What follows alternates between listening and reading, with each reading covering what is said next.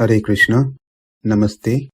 Chapter 16 is entitled as Daivasura Sampat Vibhaha Yoga, the yoga of the divine and demonic nature. Sloka 4, Part 2. Dambho darpo bhimānaś krodhaḥ pāruṣyam ajñānaṁ cābhijātasya pārtha sampadam āsurīm. Pride, arrogance, conceit, anger, harshness, and ignorance. These qualities belong to those of demonic nature, O son of Pṛthā. In the previous session, we learned the first quality, dambho, that is being proud of one's righteous deeds. One does all these things just to obtain reputation in the society. The next in the sequence is darpo, that is arrogance. Kritya akritya viveka karo vashyanubhava nimitto arshah. That is, the pleasure arising from one's wealth, company of sons and wife, other sense objects. It can make one to become a heavy-headed person, meaning make a person arrogant. It can steal one's sense of discrimination of right and wrong. For example, a drunkard doesn't have an ability to make a distinction between what is right and what is wrong. He cannot decide between these two. Why? Because of the product that went inside him.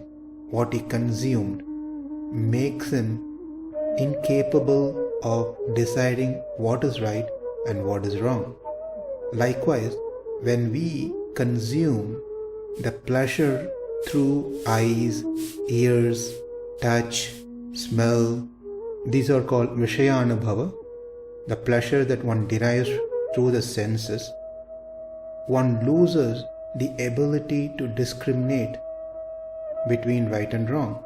They start thinking they are greater, better, superior than others. That is called darpo, arrogance. But the happiness one derives by serving one's guru, by serving the devotees, by serving Krishna, the Supreme Lord, is not an inappropriate one. That is accepted. When one starts enjoying the sense objects through their senses, then that will increase darpo, the arrogance, thinking others to be lower, and oneself to be greater, or considering there is no one else who is equal or greater than himself. When one becomes arrogant, that is, when their eyes are covered to see the truth, when their ears are covered to hear the good advices, they are heading towards the hell. When one becomes arrogant, the person loses the opportunity to hear any good advices. They don't care for any spiritual injunctions. They don't consider any good advices given by good people. Rather, they start thinking they know better than anyone else. They consider what they are doing is right, best. No one knows anything else other than them, and start treating others as a dirt. In Ramayana, this is quite obvious. Ravana refused to hear any good advices given by his well-wisher, especially his own brother Vibhishana. It is said, Sunivishtam hitam vakyam uktavantam Vibhishanam abravit pāruṣyam vakyam Ravanaha kalachoditaha. Vibhishana, his own brother, gave so many kind advices out of compassion to his brother. But then Ravana, who was driven by the time factor, was not able to accept any good advices from his brother. Rather, he was insulting his brother. This is due to his entanglement, attachment into the sensory pleasure. Vishayanubhava. When we get more entangled into the sense enjoyment, then we will not heal to hear any good advices. We can also see from Mahabharata where Duryodhana refused to hear good advices from the well-respected Bhishma, from well-known righteous person Vidura, from his own guru Dronacharya. Even his own father Dhritarashtra gave advices. Sometimes he did not hear. His own mother Gandhari and Sanjaya. That is because of arrogance that caused due to the pleasure arised due to one's wealth, company of friends, sons, wife, other sense objects. Such person will never accept good advices from good people. One should accept the advices from elders as long as it is not contradictory to the scriptures.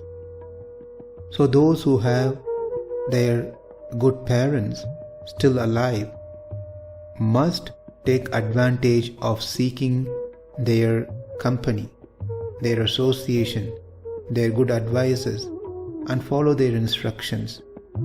One may have a doubt why we mentioned good parents, because parents are good all the time. The answer is not all the time. We can see parent being mean as well. In the case of Prahlad, he had a father, Hiranyakashipu, who was ready to kill his own son. Therefore, Hiranyakashipu's advices cannot be taken as authority. It is important we hear good advices from good people. When we don't have elders and good people around us to give good advices, then we are in a serious problem. We may start thinking we know everything and we are great. And when we have such a mentality, and top of it, when people start worshipping us, praising us, that mentality becomes more aggressive. We start thinking we are great and no one else is greater than us. With this idea, we start treating others with arrogance. And such behavior is totally against the scriptures. The scripture says one must respect anyone and everyone, especially the elders. One must seek their good advices. So, when one doesn't follow the injunctions given in the Shastra, they fall into the demonic category, Asura Gana. When one follows the Shastra and respects elders, accepts good advices, then they are devas. They fall into the divine category. So one must be very careful to not get into this program of arrogance because of one deriving or having pleasure that arises from one's own wealth, possession, whatever they may have.